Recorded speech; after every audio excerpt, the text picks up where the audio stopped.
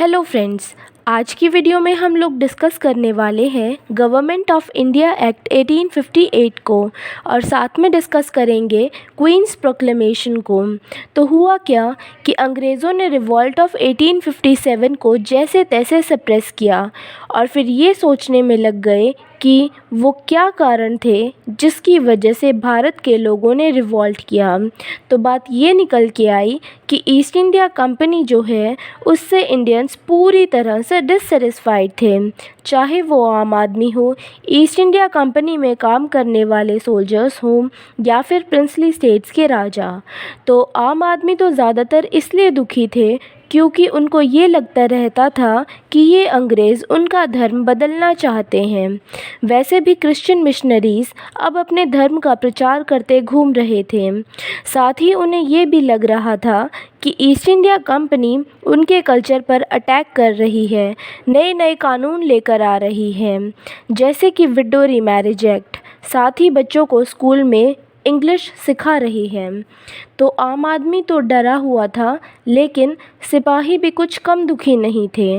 वो ना तो बियर्ड रख सकते थे और ना ही तिलक वगैरह लगा सकते थे। और यही नहीं, उनको कई सारे मिलिट्री ऑपरेशंस के लिए समुद्र पार करवा के दूसरी कंट्रीज़ में भेजा जाता था।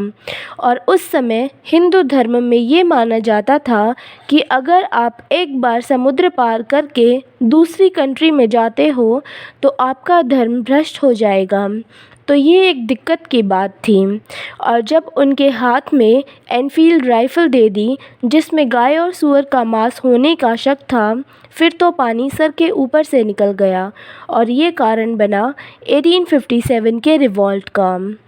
अब बात आती है प्रिंसली स्टेट्स की।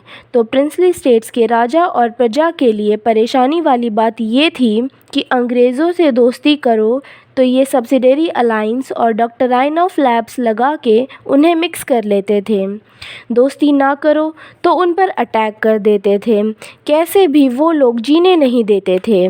मतलब आप दोस्ती करो तो भी फंसो और ना करो तो भी फंसो। तो in any case princely states और उसकी प्रजा की हालत तो बुरी ही थी। तो 1857 के रिवॉल्ट के बाद ब्रिटिश गवर्नमेंट को ये बात समझ में आ गई कि अब ईस्ट इंडिया कंपनी से इंडिया में एडमिनिस्ट्रेशन संभाला नहीं जा रहा है और समय की मांग ये है कि ब्रिटिश गवर्नमेंट को ही कमांड लेनी पड़ेगी। इसलिए ब्रिटिश गवर्नमेंट में एक बिल लाया गया जिसका नाम था an act of better government of India.